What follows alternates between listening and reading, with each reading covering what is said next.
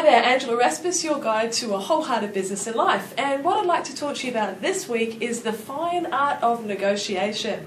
Now, negotiation skills are absolutely essential, whether they be in business, in life, with your children, with your partner. There's so many different situations where having a great idea or a step-by-step process to help guide yourself through can make negotiating not scary and really beneficial for both yourself and the person that you're negotiating with. So today I'd like to share with you 6 tips that I believe really help you work through those negotiation scenarios. And it came to me this morning because I literally had a meeting myself only an hour ago where I used these tips and we brought a really good conclusion and outcome for both sides of the party. Now, starting off with a quote first, because I think this really sums up what it's all about. And the most important trip you can take in life is meeting people halfway. Now, that was said by Henry Boyle, who was actually a British MP, and I love the philosophy behind that. Negotiation always needs to be a win-win scenario. It's not a case of I won and you lost, or you won and I lost. There is that middle ground where you both feel, when you're walking away, that you've achieved the objective that you're after. And that's the most crucial part of negotiation, that meeting halfway. So let's jump straight into the tips. The first one is setting an intention, being very clear on what it is that you're wanting to achieve in this particular meeting or discussion with perhaps your partner. Excuse me. That's where really the wholeheartedness comes into it again. Or you drop down into your heart and just spend a little bit of time thinking through, what do I want to achieve from this meeting? What is the outcome that is really important to me? And most importantly, how far am I willing to flex?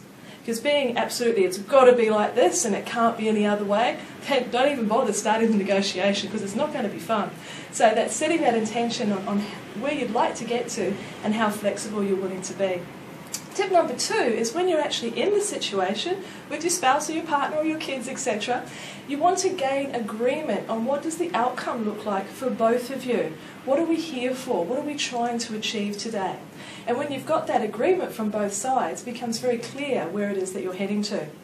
Step 3 is to be very honest about any concerns that you've got. Bring them out and lay them on the table. Don't hide them. This is absolutely a time for honesty. And wholeheartedness, of course. So if you bring your concerns onto the table, that then provides the space for the person that you're working with to do exactly the same. Now, when all those concerns are on the table, you can both deal with them. There's no hidden agendas, and it makes it far easier to come to a conclusion or an outcome that works for both of you. Number 4. Be really careful to avoid I statements. Now, by that I mean, well, I want this and I feel that we should be doing that and I would like to achieve. They really give you that one-sided perspective. If you can just use the words we instead, it's much more inclusive and you're having then a conversation as opposed to being in any sort of adversarial position.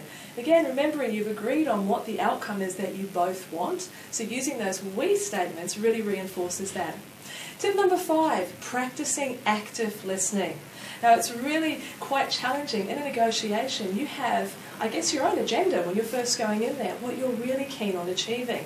And when you have that dialogue happening in the back of your head, it's very easy to be concentrating on what you're going to say next rather than what the person is actually communicating to you. Now, the goal is listening to that person, listening to their perspective, really feeling into it so that you can have that understanding and standing in their shoes. That's where good negotiation comes from, that meeting halfway. So try and turn off your inner dialogue and listen very actively to the other person. Okay, and the final tip, it's to be wise, not smart. What do I mean by that? It's all about showing respect for the other person. Not trying to score any points or pick them up on a mistake or anything like that. It's about always having respect and being, again, in their shoes.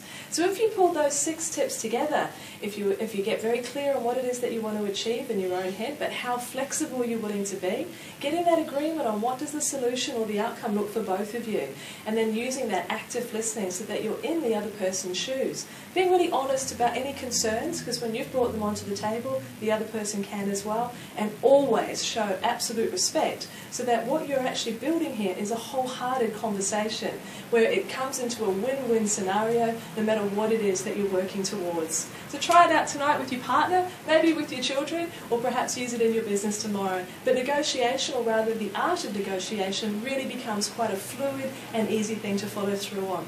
So I'm Angela Raspass, your guide to a wholehearted business and life, and I really look forward to hearing how these tips have helped you in the negotiations in your life and business.